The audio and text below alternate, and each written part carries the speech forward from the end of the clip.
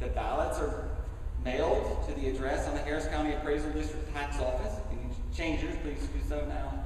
And they will all be individually tracked. You're not going to be able to make additional copies. You're not going to be able to take copies and go door to door. You must return the one that was mailed to the homeowner. If we are in that point, we're asking for all of you that have signed the petition to return your ballot to my office so that I can identify on the maps one more time where the level of opposition was, so that we can go and prove our points. There is no block in all of the Heights that has more than 6 signs or more than 30% of the tract owners in support of it. There's not one block. The overwhelming number of blocks have a sign or 2 out of 18 tracts of land. I must demonstrate that there's not overwhelming support block by block by block. So we have created district coordinators for each of the historic districts that are here tonight or available. And then we're going to have individual block leaders who take responsibility for going door to door, block to block, to get the petitions filled out. We are not going to interfere with people that have a yellow sign in the yard. Please don't antagonize the people, because they are entitled to their opinion. They want this. We're not going to be able to talk them out of it. We're not objective about it. They're overwhelmingly in favor of it. That's why they have a yellow sign. We have a process for the rest of us that equal 95% of the homeowners in our neighborhood who do not have a yellow sign. We're going to go after them, and we're going to attempt to demonstrate. I'm hoping if we could take 60% of the petitions and we have our own petition filled out by an equal number of people, that I could convince a sane city council not to spend the time, money, and effort on the resurveying/balloting. They made the argument it was too expensive to do for all the districts. I'm going to make the same damn argument that it's too expensive when I've demonstrated there was opposition by 60% of the homeowners. So that is our plan of our road to repeal there. It may or may not work. I don't know. It is dependent upon the homeowners making those decisions. This is not driven by builders or realtors or developers. This is homeowners. You're the homeowners here. I don't see a lot of realtors out here. This is your decision. And understand, if you do not return a petition, you do not return the ballot, it is an affirmative for the ordinance. It is one of the few times in the history of the city, 49% of you could return a petition or a ballot, and 0 return it in favor, and you will lose. Remember, 49% of you can mail in a ballot, and not one of them ever return a ballot, and we lost. It requires more than 51% of the tract owners to return the ballot according to the transition ordinance. So the burden is on us. I visit with my little friend at the Chronicle, and there would be outrage in the city if Renew Houston passed unless 51% of the homeowners returned a marked ballot in opposition. There would be anarchy in the streets if that's how democracy and self-determination was really run by the city. There just hasn't been an outcry yet because they blame it on the messenger. They blame it on the road, realtor, developer community. This has to be homeowners. You have to be able to explain it to your husband and to your lover and to your next door neighbor. And it's a very difficult ordinance, and it changed a lot. We were often hesitant. After the first little round, we were very hesitant to put anything in writing because it was subject to such change or whatever. And I've tried on the ordinance. They gave us many, many things. The ordinance itself is not that restrictive to your personal home until you want to modify an exterior element of it. That's true. That is definitely true. Did I answer questions? I've been busy, that's fine. We would like to take a moment to answer any questions or hear comments from individuals for a moment. If there are individual questions, you can either yell up or I'm happy to bring it to you. That petition is the beginning petition to reconsider, which says yes.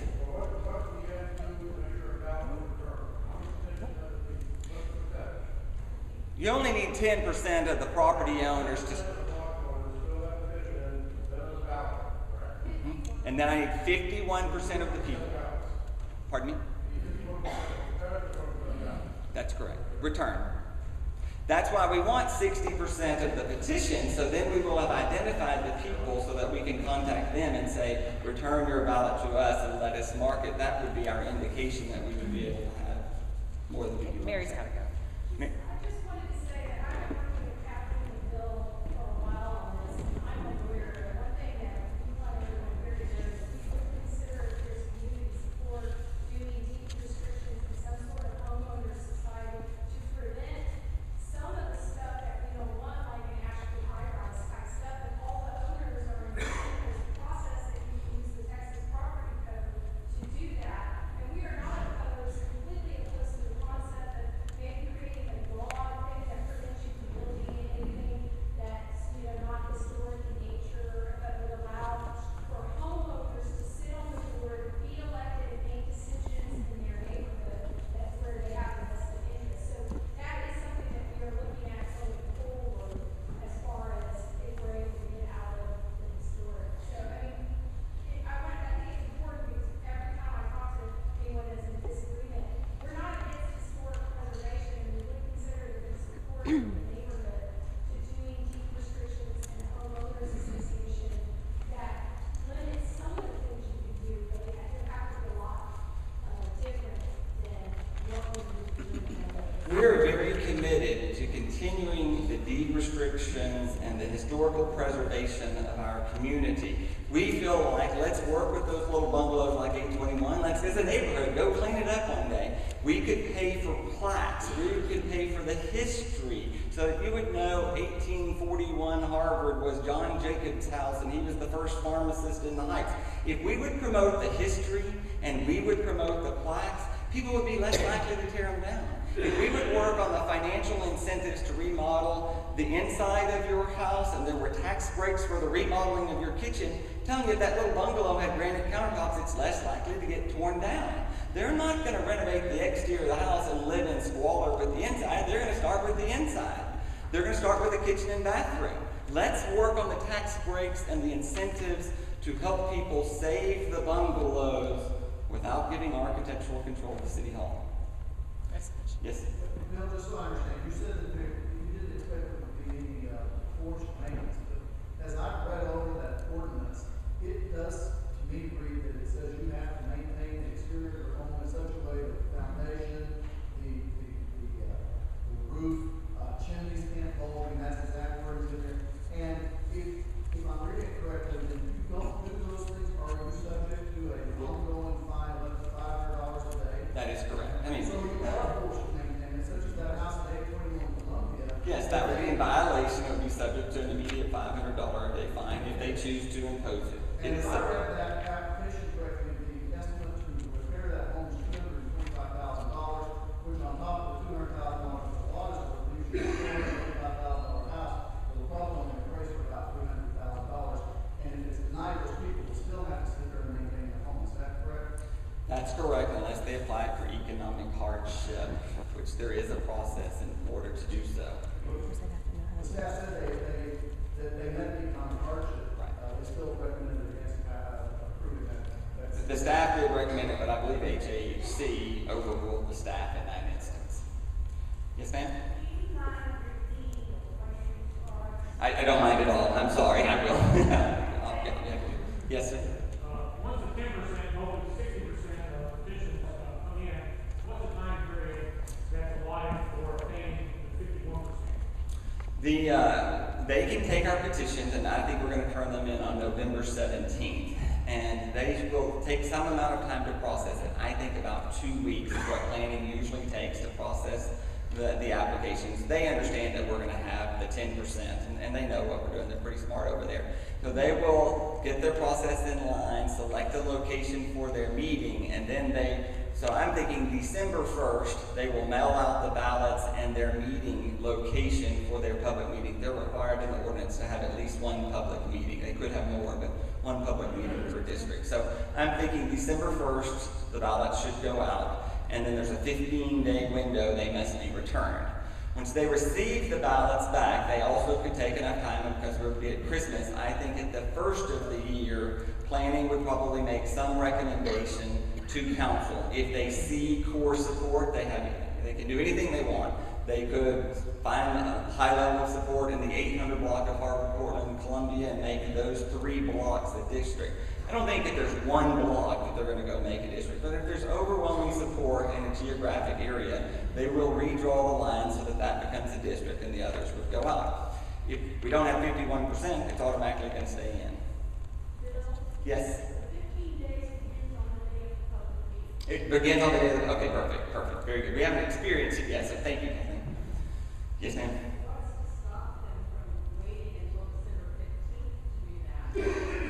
Smack in the middle of the holiday. There's nothing to stop them. They did discuss it at council, and I think the council member, her question was what's to stop on that December 15th from doing it and it being during a holiday. And there's been discussion on council and on record of people being sensitive to the holidays.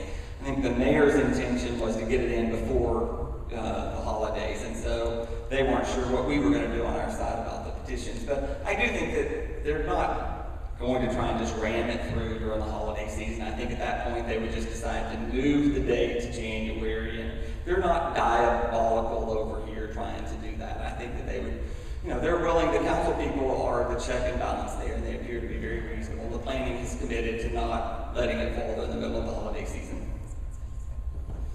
Yes, sir? Just playing devil's advocate, you've been to their meetings, right? I don't go to their public meetings. I don't go to the coalition of historic districts, but we've been to the public meetings, yes. Okay, then why would you have an attorney send them letters threatening them about their appearance here tonight? I didn't want them to come. I mean, that's why I didn't want them to come. I didn't want it to be a disruptive meeting. Our notice that we sent out was for people in opposition to the ordinance. It said clearly, if you were opposed to the ordinance, come to our town hall meeting. It's open to the public and anyone can come, but it was not going to be people that are totally pro-preservation for their district have already made up their mind. There's not a doubt in their mind that they're in support of it. And so the intent of the meeting was for people who had not made up their mind and for people who were in opposition. That's what the flyer said. That's why. Yes, sir? Do you know if property tax rates that are given for historical service are contingent on it being a historic district? Well, in historic districts, you definitely get them, but you could be a landmark structure that's not in a historic district and still qualify for the tax breaks. You don't have to be in a historic district to qualify for the historic district. Like, my house qualifies before I was in it. I didn't apply for it, but you can receive the same historical tax break for a landmark structure if you're a landmark. But it has to be one of the two, yes. If you're just a normal house, to be clear, you would lose your tax break. There's the potential to lose your tax break if you're in a district and you're not a landmarked house. And we haven't experienced this before. But you do not get a special tax benefit for just being in a historic district. Correct. Your house has to have improvements and you have to have it documented, and it's within a formula, and it only applies to the city use taxes, nothing else. So that's like what, 84 cents on the dollar, 4 cents on the $100. It's not very much. On the $2.50.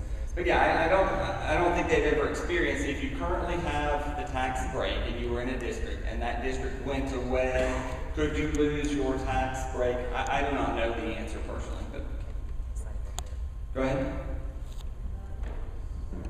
Yes, ma'am.